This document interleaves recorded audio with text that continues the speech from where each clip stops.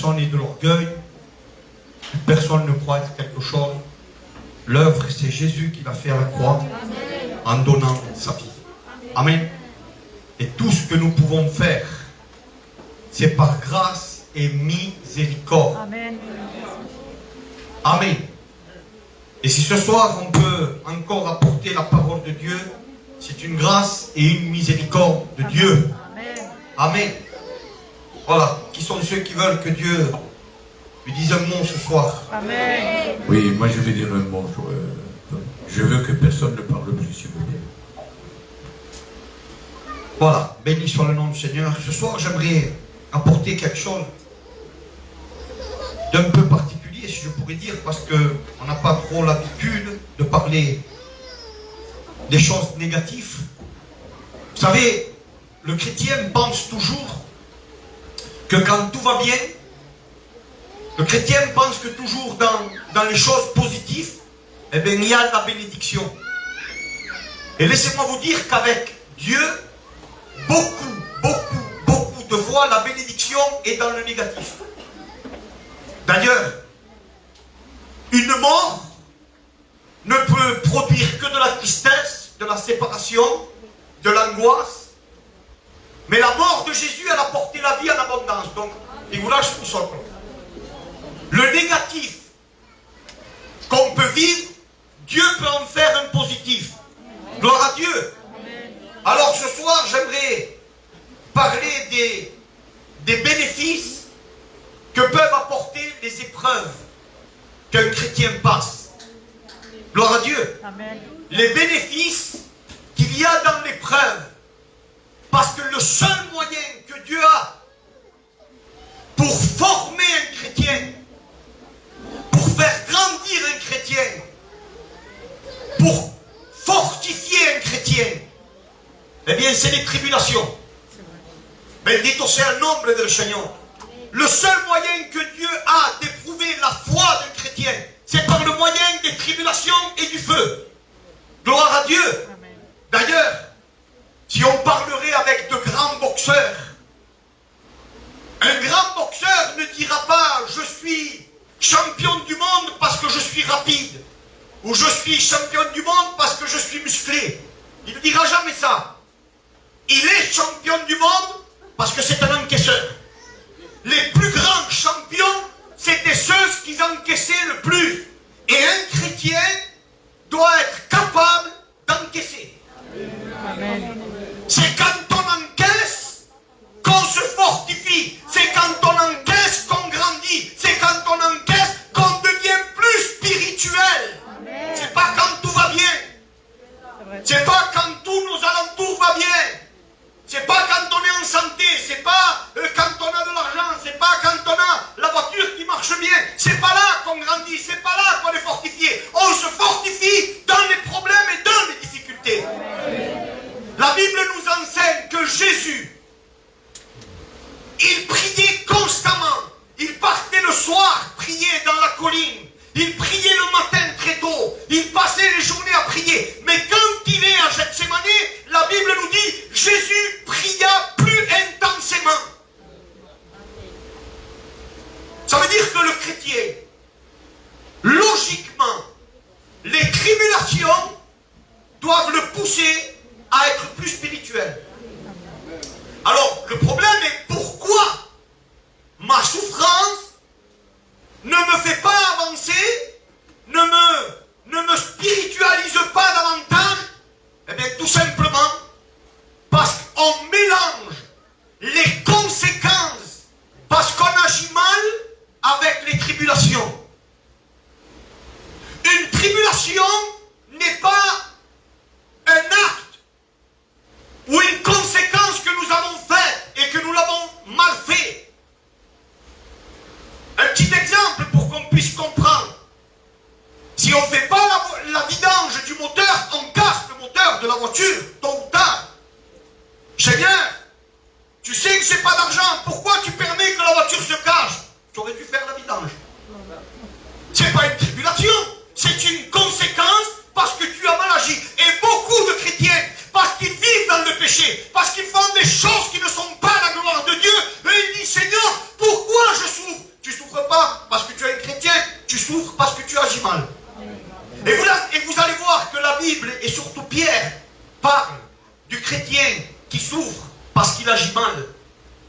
Et après on va parler du chrétien qui souffre quand il fait la volonté de Dieu. Seigneur, pourquoi quand je fais la volonté de Dieu, il y a des problèmes qui se lèvent? Parce que souffrir pour la gloire de Dieu, c'est un honneur. Amen. Amen. Souffrir pour la gloire de Dieu, on ne le mérite pas. Jésus a bien souffert pour toi, si ou non? Amen. Est-ce que Jésus a souffert pour toi? Amen. Nous le croyons que Jésus a souffert pour nous. Pourquoi tu ne veux pas souffrir pour lui, toi? Amen. On veut que le positif, que les bonnes choses. Et quand on souffre, on n'est jamais content. Eh bien, Seigneur, si toi tu as souffert pour moi, je suis capable de souffrir moi aussi pour toi. Amen. Savoir perdre, Paul va dire, vous savez bien, Paul va dire que votre intérêt ne soit pas personnel, mais qu'il soit pour autrui. Regardez l'intérêt des autres et de l'œuvre plutôt que votre propre intérêt. Bien des fois, si tout va bien pas mis, tout va bien dans mon alentour. Si quelque chose va mal en moi, tout le monde doit aller mal. C'est pas comme ça. Pour que l'œuvre de Dieu avance, si je dois perdre, je perdrai. Mais si c'est pour le bien de l'œuvre, alors je suis capable de souffrir pour Dieu. Qui est capable de souffrir pour Dieu? C'est compliqué, hein? Vous savez, avant de rentrer, j'aimerais faire une analyse rapidement sur le livre de Job. Vous savez, Job est un homme il a souffert. Il a souffert l'inconsidérable. C'est l'homme, je crois, un des plus qui a souffert dans la parole de Dieu. Et non seulement, écoutez bien, la même journée, il reçoit des serviteurs qui apportent que des mauvaises nouvelles. Tes animaux sont morts, tes serviteurs aussi sont morts, tes enfants sont morts, et lui il attrape une maladie. Alors écoutez bien, dans la souffrance de Job, les trois amis de Daniel, les anciens, ont essayé de faire parler Dieu lorsque Dieu ne parlait pas. Et beaucoup de fois, on fait parler Dieu alors que Dieu n'a pas parlé. Dieu a dit, et c'est pas vrai, Dieu n'a rien dit. Le jeune Élie, lui, il va dire, moi j'ai l'esprit de Dieu, alors je crois que c'est moi qui a le mot de Dieu. Et Job, lui, il va s'auto-justifier pour dire ce qui m'arrive, c'est pas normal. Eh bien, laissez-moi vous dire que Dieu, à aucun moment, il n'a pas répondu aux amis de Job. Dieu n'a pas répondu. Dieu n'a pas répondu à Élie non plus. Et Dieu n'a pas répondu aux plaintes de Job. On va le voir à travers la parole de Dieu. Regardez, si on prend, regardez ce que Dieu va dire. Job 33, 12. Regardez ce que Dieu va dire. C'est Dieu qui parle. Et il va dire, je te répondrai. Quand cela tu n'as pas raison, car Dieu est plus grand que l'homme. Écoutez bien. Veux-tu donc disputer avec lui parce qu'il ne rend aucun compte de ses actes? Vous savez bien, Dieu ne te donne pas des comptes de ce qu'il fait. Il fait ce qu'il a à faire. Il est Dieu. Nous, les chrétiens, on ne doit pas essayer de comprendre Dieu ou d'essayer que Dieu nous explique quoi que ce soit. Dieu ne rend pas compte de ses actes. L'Église de Dieu doit être capable d'obéir, de marcher et d'être toujours fidèle à la parole de Dieu. Amen. Les questions sans réponse, Dieu ne répondra pas. Alors, si nous lisons dans Job 8, 3, les trois amis de Job veulent faire parler Dieu. Et si vous lisez Job 8 au verset 3, vous avez pris ça? Parce qu'il faut que je rentre dans le thème. Job 8 au verset 3, vous allez voir que Dieu ne répond pas. C'est les trois anciens qui parlent. Job, ce qui t'arrive, c'est ta faute. Tu as péché. Et Dieu ne répond pas. Dans Job 32, 7, c'est le jeune Élie. Je disais en moi-même, le jour où nous parlerons, le grand nombre des années enseignera la sagesse. Mais en réalité, dans l'homme, est le souffle du Tout-Puissant qui donne de l'intelligence. Au verset 11, j'ai attendu la fin de vos discours, j'ai suivi vos raisonnements, votre examen des paroles de Job. Je vous ai donné toute mon attention et voici aucun de vous ne m'a convaincu. Le jeune Élie, il veut lui aussi comprendre et lui dit alors, vous avez les cheveux blancs mais je ne vois pas Dieu parler. Alors moi j'ai l'esprit et je crois que je vais parler de la part de Dieu. Mais Dieu ne répond pas non plus. Quand Élie parle, tu peux lire Job, Dieu n'a pas répondu. Dans Job 6 au verset 2, Job lui-même va s'auto-justifier et Dieu ne répond pas. À un moment donné, tellement il voulait savoir, regardez la réponse de Dieu. Viens ici Job. Tu veux savoir, tu veux connaître. Alors je vois que tu as une grande intelligence. Alors je vais te poser des questions et tu vas me répondre. Où étais-tu, Job, quand j'ai créé les cieux et la terre? Où était ton intelligence, Job? Où étais-tu quand j'ai tracé le cercle dans l'atmosphère? Où étais-tu? Où était ta sagesse? Parce que Job voulait comprendre. Et Dieu va lui dire, tu n'as pas la condition, tu n'as pas l'intelligence de me comprendre. Et quand Job va commencer à comprendre, regardez ce qu'il va dire. Seigneur, mes oreilles avaient entendu parler de toi. Mais aujourd'hui, mes yeux te voient. Amen. Parce que quand on comprend qu'on connaît Dieu dans la souffrance, alors on se rend compte que la souffrance peut devenir un bénéfice pour que nos vies chrétiennes puissent se fortifier. Amen. Bendito sea el nombre del Señor. Alors je vais dire à Juan qui me présente devant Dieu. Juan, s'il te plaît, et nous rentrerons dans le thème du message. Señor, queremos alabar tu nombre. Queremos ensalzar tu gloria, Padre mío. Que esta palabra que has puesto en su corazón, Padre bueno, la pueda hacer simple en nuestra vida, para que tu pueblo pueda entenderla, Señor. Dale, Señor, la unción del Espíritu a tu siervo, para que pueda hablar de tu parte, pero simplemente, Señor, en el santo y glorioso nombre del Cristo de la gloria. Amén. Amen. Béni soit le nom du Seigneur. Alors, j'aimerais faire quelques lectures avec vous. Si nous prenons Romains 8 au verset 28. Lo que tengan Biblia que cojan ese versículo. Romains 8, 28. Regardez ce que la parole de Dieu dit. Nous savons du reste, écoutez bien, nous savons du reste que toute chose, vous savez bien, que toute chose concourt au bien de ceux qui aiment Dieu et de ceux qui sont appelés selon le sang des saints. Que toute chose. Seigneur, la Bible n'est pas en train de dire les bonnes choses que tu vis, les victoires que tu vis, les bons plaisirs de la vie que tu vis concourent au bien. Non, non. Toute chose concourt au bien de celui qui aime Dieu. Ça veut dire que les bonnes choses comme les mauvaises choses concourent au bien de celui qui aime Dieu. Seigneur, c'est incroyable.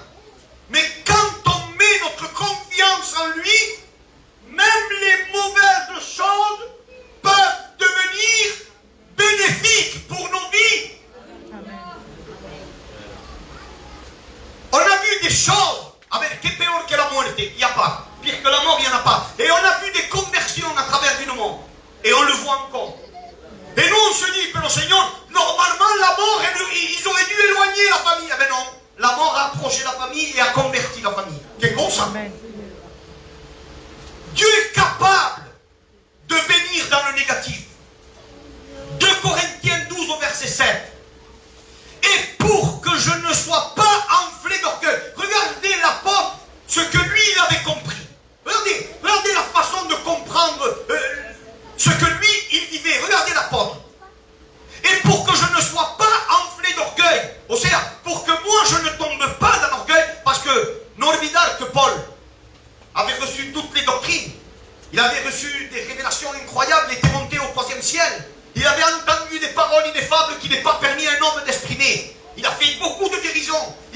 Son apostolat a éclaté au milieu de l'église primitive. Un homme de Dieu terrible. Et là, Paul il va dire, afin que je ne sois pas enflé d'orgueil, à cause de l'excellence au-dessus, il m'a été mis une écharpe dans la chair, un ange de Satan qui m'insuffle à l'oreille pour point que je m'enorgueillisse. Ce que Paul est en train de dire, c'est non c'est lo que tenía, parce que moi je ne dis pas ce que la Bible ne dit pas, mais je ne sais pas, muchos dicen que c'est une maladie.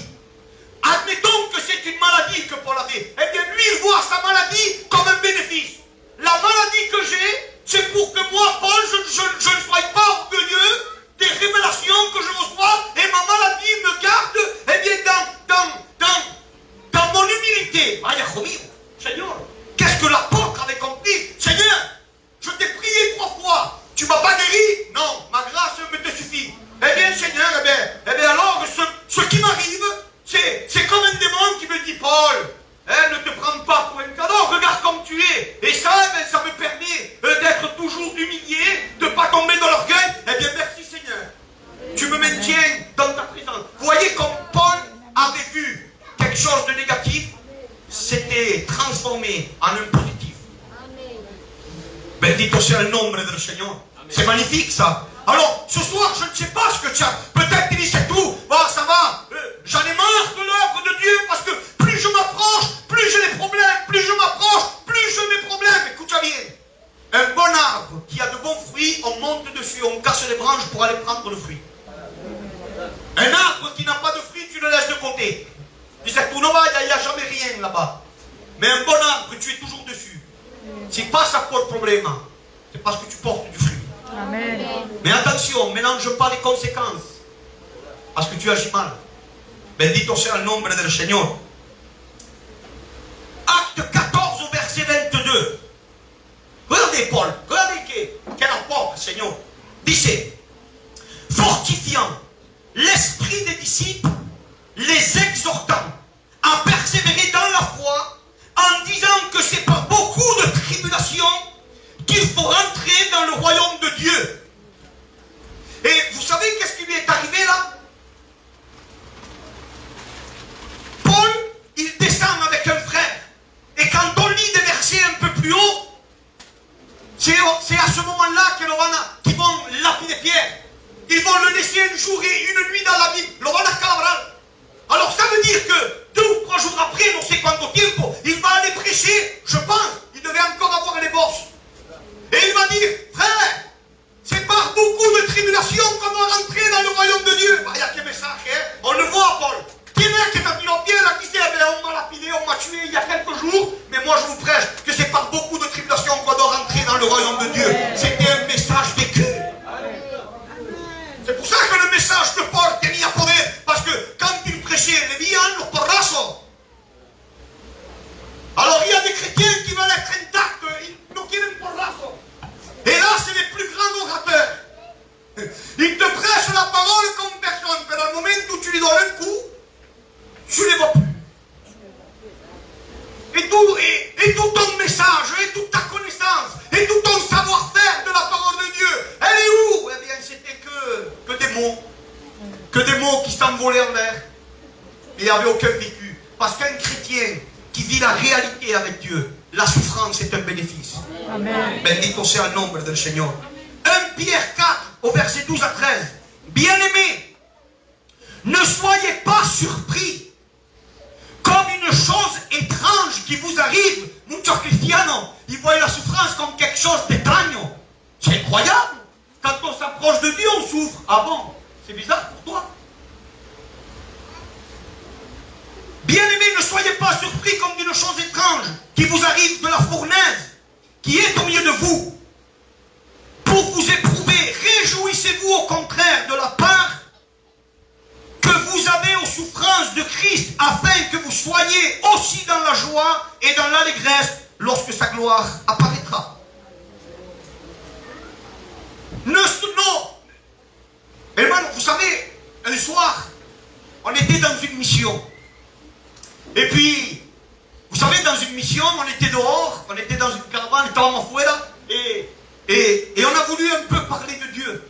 Alors on était dans le noir, et on parlait, tout allait bien, tout iba bien, Juan, tout était impeccable. On parlait de Dieu, il faisait nuit, il y avait une petite lampe au loin, et puis d'un coup, il y a un frère, il dit, j'aimerais lire un verset. Et vous allez voir que ce que je dis, c'est marqué dans la Bible. Alors, pour qu'on puisse lire la Bible, on a allumé une lumière. lumière. Et vous savez que je suis un grand courageux par le bicho. Alors, quand il a allumé la lumière, Seigneur de mi alma, je ne sais pas, il y avait toutes sortes de bêtes qui venaient. J'entendais des bruits comme des avions. Et à un moment donné, il dit au serviteur, éteins-moi cette lumière, s'il te plaît. Pendant qu'on était dans la nuit, tout était bien. Tu as allumé. Et là, l'Esprit de Dieu m'avait parlé, il m'avait dit, tu vois, quand tu allumes une lumière, ça attire les bêtes. Le diable n'ira pas chercher ceux qui sont éteints à l'intérieur. Le diable ira vers ceux qui voient où il y a une lumière qui est allumée dans le cœur. La lumière attire. Attire mon bicho. Et quand un chrétien a la lumière de Dieu, alors le diable il veut tout faire pour l'éteindre. Alors si tu as des combats, dis-toi que tu es un enfant de Dieu. Bendito sea el nombre del Señor. 1 Pierre, écoutez les versículos, écoutez bien. 1 Pierre 2 au verset 20. Écoutez bien ça. En effet, regardez ce que l'apôtre va dire. Pierre. En effet, quelle gloire y a-t-il à supporter de mauvais traitements pour avoir commis des fautes? Je répète le texte, 1 Pierre 2, 20. En effet, quelle gloire y a-t-il à supporter de mauvais traitements pour avoir commis des fautes? Alors, si j'ai commis des fautes et je subis des mauvais traitements, Seigneur, pourquoi tu me fais passer par là? Mais Dieu t'a fait passer par aucun endroit. C'est toi qui es passé par là. C'est tes fautes. Vous savez, un jour, Jonas a voulu désobéir à Dieu. Et il est parti s'embarquer dans une barque. Et la Bible dit, vous savez bien, l'Éternel souffla sur la mer et il se leva une tempête. Qui c'est qui avait soufflé sur la mer? Ce n'était pas le diable, c'était Dieu. Il y a des chrétiens, vous savez bien, il y a des chrétiens qui ont des tempêtes chez eux. Et la tempête, elle n'arrête pas. Elle souffle, elle souffle, elle souffle. Et il dit, Seigneur, je t'ai prié pour que tu m'épargnes, pour que tu m'aides, pour que tu... Et la tempête, elle n'arrête pas. Pourquoi? Parce que tu dois reconnaître que tu es en désobéissance. Et quand tu reconnaîtras que ce que tu fais, ça ne va pas, alors Dieu arrêtera de souffler. Parce que Dieu, lui, il ne veut pas que tu te perdes. Dieu veut te récupérer. Alors il souffle. Jusqu'à que tu comprennes que ce qu'il t'arrive, c'est parce que Dieu veut que tu te repentes. Amen. Si nous analysons l'histoire de Jonas, c'est une chose incroyable. Jonas, Dieu appelle un poisson. Et il ne comprend pas le message. Léez-le, il y a 4 chapitres, vous pouvez les lire. Jonas. Dieu le fait avaler par un poisson. Quand il va prêcher à Ninive, il prêche de bouche, mais son cœur, il veut toujours que Ninive meure. La preuve que quand Dieu va pardonner Ninive, vous savez qu'est-ce qu'il va dire? Je le savais que tu es un Dieu bon, toi. C'est pour ça que je me suis enfui. Je ne voulais pas prêcher. Je savais comme si moi je prêchais, ils allaient se convertir. J'aimerais dire cette note. Juste pour qu'on comprenne, pour éclairer beaucoup de chrétiens. Noé, le prédicateur de la justice, son message a pu toucher 8 personnes, sa famille. Jonas, avec sa désobéissance, il a converti une ville entière. Seigneur, non tienno manna. Normalement, ça devait être le contraire. Non tienno manna, Seigneur. Croyez-moi qu'un messager, quand il prêche, ce n'est pas le messager qui fait le travail, c'est lui. Amen. Il n'y a pas de prédicateur qui le sert. Le tordu, comme le droit, Dieu se sert de sa parole pour toucher les cœurs des chrétiens. C'est Dieu. La vérité, dans la bouche d'un menteur, elle reste la vérité. Vous comprenez cela? Ça ne sert à rien de monter ici derrière et de dire, moi je suis un grand messager. Le grand messager, ça ne veut rien dire. Ça ne veut rien dire. Parce que Dieu est capable de parler. Vous savez qu'est-ce qui m'inquiète le plus de l'histoire de Balaam? Te lo digo, Juan, lo que me estorba más de l'histoire de Balaam? C'est que Balaam se tape la conversation qu'on est le bourreau. Tu as compris quelque chose, toi, Balaam? Tu as l'habitude, toi, que les animaux te parlent? Mais mira, pourquoi tu me frappes? Yo, Balaam, si la burra me dice eso, me escapo corriendo. Alors, regardez, la messe. Balaam, pourquoi tu me frappes? Je te frappe parce que tu fais les choses. Mais attends, Balaam, tu es habitué que des gens te parlent? Croyez-moi que lorsque c'est Dieu qui veut te rappeler à l'ordre, non mira mal burro. C'est la parole de Dieu qui parle. Amen. Quand Dieu parle, il parle. Bendito sea el nombre del Señor. Alors, quelle gloire y a-t-il? Quelle gloire y a-t-il à souffrir pour des mauvais traitements? Job va prêcher le panier, mais voilà, ça ne convertit au corps. Il va se mettre une tente juste en face, mais de Ninive, parce que mira, il a prêché. Jonas, perdona, il a prêché. Ninive s'est converti, mais Jonas, il est toujours dans l'espérance de que Dieu va le matar. Il se fait une tente et il regarde. Il regarde et il dit voilà, voy a ver. Et là, Dieu, il voit que son cœur n'a pas changé. Alors qu'est-ce qu'il fait? Il lui pousse un ricin. Il lui pousse un ricin pour qu'il lui donne de l'ombre. Ah, il se repose, il est content. Mais Dieu va appeler un ver. Il pique le ricin. Et quand le ricin est piqué, le soleil lui tape dans la tête et il s'irrite. Pourquoi tu t'irrites, Jonas? Eh bien, je m'irrite parce que le ricin, il t'a rien fait. Et pourquoi tu le détruis, le pauvre? Il a dit, c'est Dieu. Tu souffres pour un ricin qui ne t'a rien coûté. Et toi, tu veux que je détruise Ninive, la belle ville. Tu veux que je la détruise. Vous voyez que comme quoi, et le livre de Job, c'est Cavassine. Hein? On ne sait pas comment il a fini, Job. Hein? Job, il est resté à construire dans le corazon. Regardez, je vous le lis. C'est écrit dans la parole de Dieu. Prenez avec moi Jonas. Vous allez voir. Et non, Jonas, ça finit con esa irritation. Et après, il n'y a plus rien. Regardez. Jonas 4, regardez ce qu'il dit. Voilà. Dieu dit à Jonas, fais-tu bien de t'irriter à cause du ricin? Il répondit, je fais bien de m'irriter jusqu'à la mort. Et l'Éternel dit, tu as pitié d'un ricin qui ne t'a coûté aucune peine et que tu n'as pas fait croître, qui est né en une nuit et qui a péri dans une nuit. Et moi, je n'aurai pas pitié de Ninive, la grande ville, dans laquelle il se trouve 120 000 hommes qui ne savent ni distinguer de leur main droite de leur main gauche et des animaux en grand nombre. Voilà, la parole de l'Éternel fut adressée à Michée. Voilà. Comment il a fini, Jonas? Non sé si está escrito, Juan, a lo mejor está escrito en la Biblia, mais moi, en tous les cas, je ne l'ai pas vu. Il n'y a aucun verset qui te dit, Jonas, su ira será yo. C'est pas marqué ça. Après, on peut inventer avec des livres si vous voulez, mais en tous les cas, la Bible ne dit pas que Jonas su ira será yo del corazón. Il est resté jusqu'à la fin, con la ira en el corazón. Y créermelo, rester avec de la rancœur dans le cœur, c'est dangereux. Oui, c'est vrai. De ne pas pardonner, c'est dangereux. C'est pour ça que Dieu lui a fait venir un poisson pour que Jonas change. Il n'a pas changé. Il lui a fait venir un ricin, il n'a pas changé. Il lui a fait venir un ver, il n'a pas changé. Pourtant, le plus beau des messages, ça a été lui qui l'a prêché. Toute une ville s'est convertie. Mais ce n'est pas la prédication qui l'a fait changer, il est toujours resté le même. Que Dieu haga que la prédication ne nous monte pas de nos cerveaux. Parce que la prédication, c'est un fruit d'un labeur. Et Dieu est capable de parler avec n'importe qui. Le plus important, c'est que dans nos cœurs, il y ait la volonté d'obéir à la parole de Dieu. Amen. Bendito sea el nombre del Señor. C'est ça le plus important. Regardez 1 Pierre 4 au verset 15. Que nul de vous, en effet, ne souffre comme meurtrier, ou comme voleur, ou comme malfaiteur, ou comme s'ingérant dans les affaires d'autrui. Los criticadores, los que les gustan hablar, mettez los demás.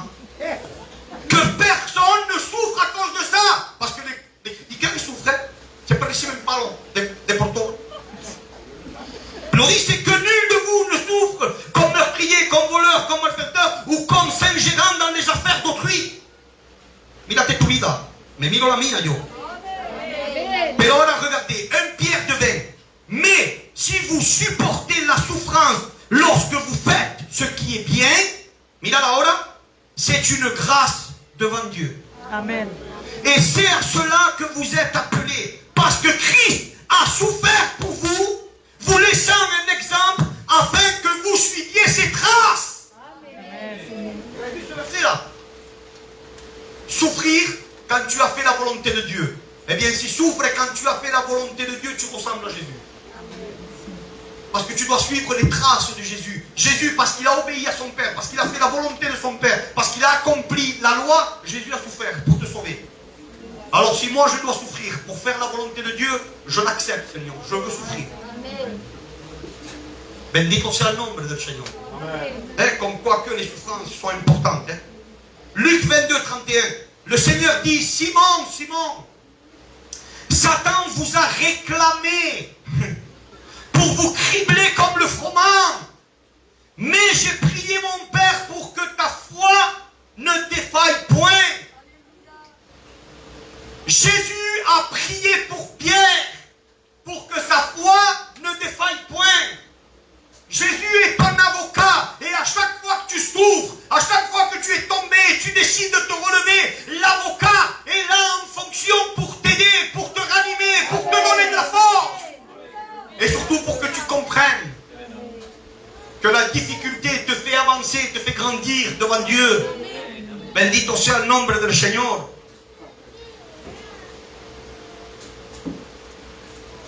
1 Pierre 1,17. C'est là ce qui fait votre joie.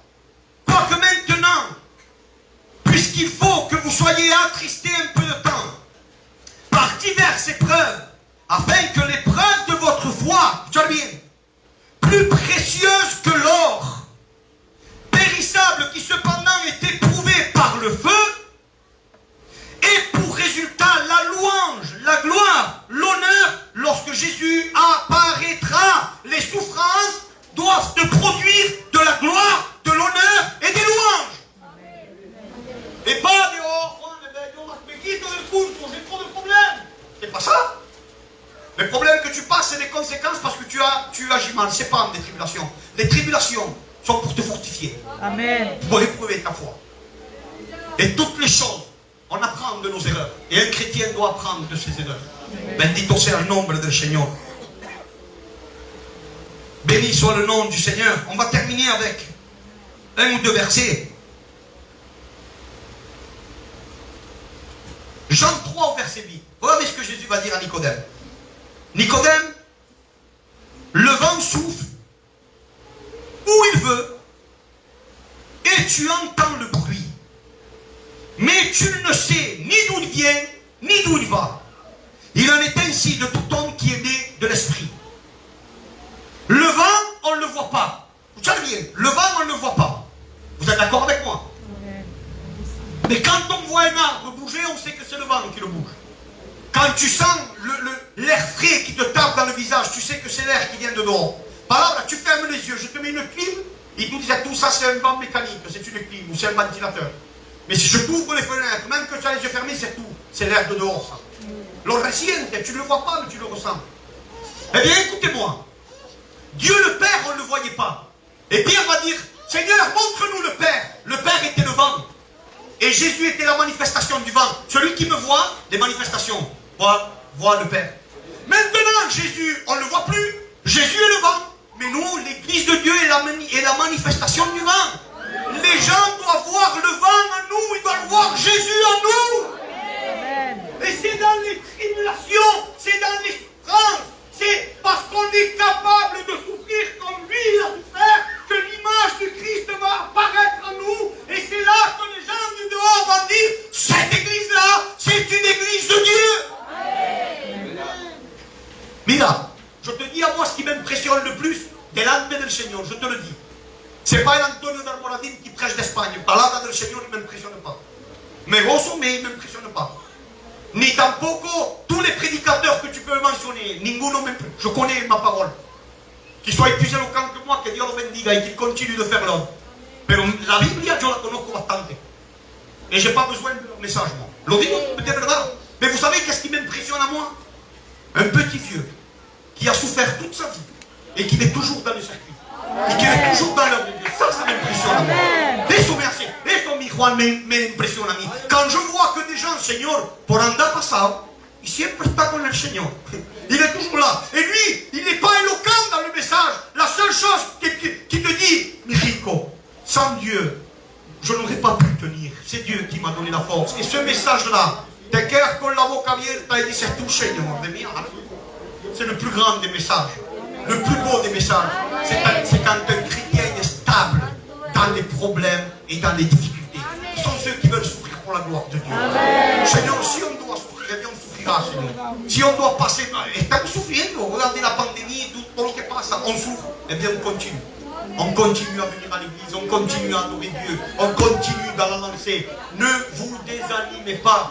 La souffrance est une bonne chose pour que nous puissions grandir et nous approcher de Dieu. C'est vraiment le sort. On ferme les yeux, on prie Dieu et on va dire au Seigneur, Seigneur,